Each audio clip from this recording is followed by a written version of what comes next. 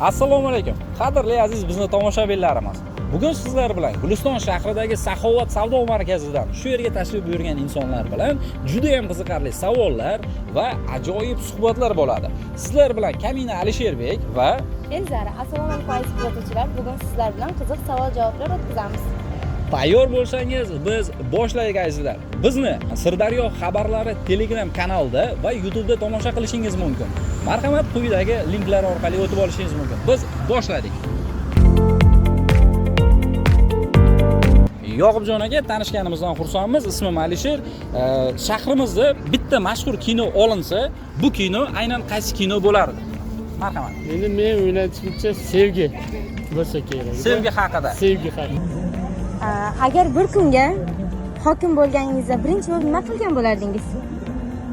Nima qilgan bo'lardim? Shu obodonlashtirardim shekilli. Javobingiz uchun rahmat.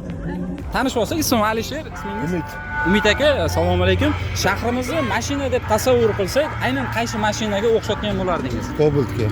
Nima uchun aynan Cobaltga? Takoy hamyon bo'pti. Ha, yo'q. Rahmat aka. Yaqin insoningiz sizni kuzatib turgan bo'lsa, ikki og'iz dildagi niyatlaringiz. Yaqin insonim yaxshi ko'raman ularni. Hammasini. Rahmat, sog' bo'ling aka. Doim kayfiyatlar. Assalomu alaykum. Odamlar eng kech qoladigan joy qayerda? Eng kech qoladigan joy? Eng kech qoladigan joy? Eng ko'p sabrni sinaydigan narsa bu nima? Eng ko'p sabr sinaydigan narsa bu. Kutishdan.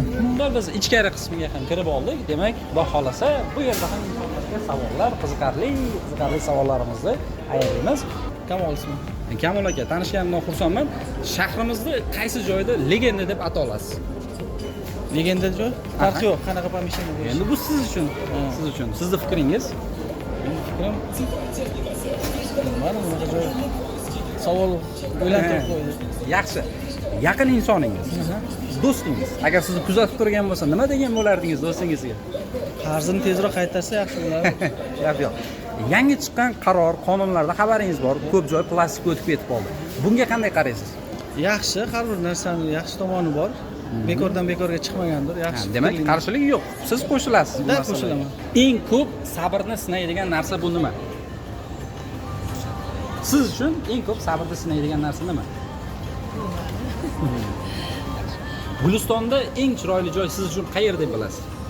Masalan, nima, dam olishmi? Dam olish maskani deylik, misol uchun. Qayer bizda misol ovqatlanish ham aytaylik, misol uchun. Qayerda? O'ylayman. Dilxush, yangi mazza, shunaqa joylarda bo'laman. Yaxshi, juda yaxshi. Agar yaqin insoningiz sizni kuzatib turgan bo'lsa, nima deb ikki og'iz ichingizdagi niyatlarni aytib qo'ygan bo'lardingiz? Nima derdim? Birinchi o'rinda sog'lik tilardim, ishlariga omad tilardim. Yoshlar kitobni ko'p o'qinglar. Hozirgi yoshlar sport bilan shug'ullansin. Kitobni ko'p o'qinglar. Faqat ilm sport. Rahmat, katta rahmat. Siz eng ko'p ishlatiladigan transport turi. Gulistondami? Aha. Yengil mashina. Yengil mashina. Aynan qaysi biri? Bilmasam endi hammasidan ham ko'p. Keyin aniqini. Agar mabodo Zafar aka bir kunga hokim bo'lib qolganingizda shahrimizda qanday o'zgarish qilgan bo'lardingiz? Hokim bo'lgandan ish ko'p bo'lardi, lekin Aynan nimani ko'proq o'zgartirgan bo'lardingiz? hozircha hammasi yaxshi. Rahmat, sog' bo'lasiz. Yaqinlaringizga ikki og'iz, bu yoqqa qarab yaqinlaringizga ikki og'iz. Yaxshi niyatlar. Hamma yaqinlarimga sog' salomatlik tilayman, ishlariga omad. Ismim Timur. Timur aka, tanishganimdan xursandman. Agar bir kunga Sirdaryoda, Gulistonda hokim bo'lib qolganingizda nima o'zgarishlar qilgan bo'lardingiz? Hech narsa o'zgartira olmaysiz. Yo'q, Sizgacha o'zgarib bo'lgan bo'lsa. Yaxshi. Gulistondagi eng chiroyli, shinam, mazza qilib ovqatlanadigan joy. Bilmadim, uyda ovqat yeymiz biz. Yaxshi. Yaqin insonlaringizga, sizni eshitib turgan yaqin insonlaringizga ikki og'iz dildagi niyatlar. Birinchi o'rinda sog'lik tilayman. Umrlari uzoq bo'lsin. Endi omad hammasiga. Shu. Rahmat. Faqat bizning shaharda deb boshlangan jumlani tugating. Faqat bizning shaharda, aynan Gulistonimizda Saxovat bor. Rahmat sizga. Xo'p, agar bir kunga Guliston shahrida hokim bo'lib qolganingizda qanday o'zgarishlar qilgan bo'lardingiz? Qanaqa o'zgarish qilgan bo'lardi? Bilmasam endi hokim bo'laveraychi keyin aytaman. Yaxshi, xo'p. Misol uchun shahrimizda eng ko'p ko'zga ko'rinadigan transport turi. Transport, avtobus, Avtobus. Yaxshi. O'zingiz ko'proq taksida yoki avtobusda yurasiz? taksida. Yangi chiqqan tizim, plastik tizimiga qanday munosabat bildirasiz? Yaxshi munosabatda bildirmayman. Chunki har doim ham hammada plastik bo'lavermaydi-ku. Yaxshi, tushunarli. Nima bo'lganda ham ajoyib suhbat uchun sizga katta rahmat. Shahrimizda o'zbek kinosi olinganda, aynan bizning Gulistonda qaysi kino bo'lishini xohlardingiz? Men unisini aytolmayman, chunki kino san'at umuman qiziqmayman kinoga. Tushunarli. Mayli. Shahrimizda eng ko'p mashina bu qaysi biri deb o'ylaysiz? Yengil mashinalardan model. Eng ko'pi. Eng ko'p shu Nexia-da bizda. Dehqon bozorida Nexia. Aynan hozir mana plastik tizimi joriy etildi. Bunga qanday munosabat bildirasiz? Plastik zo'r bo'ldi. Plastik yaxshi bo'ldi, menga yaxshi bo'lmasa ham. Qulayliklar bor. Qulaylik hammasi joyida. Yaxshi. Ko'tarib yurmaysiz. Yaxshi. Farzandlar bilan keldingiz bunga aylanib qilishga, xudo xolasa. Kayfiyat chog'. Tez kelib turasizmi Saxovatga?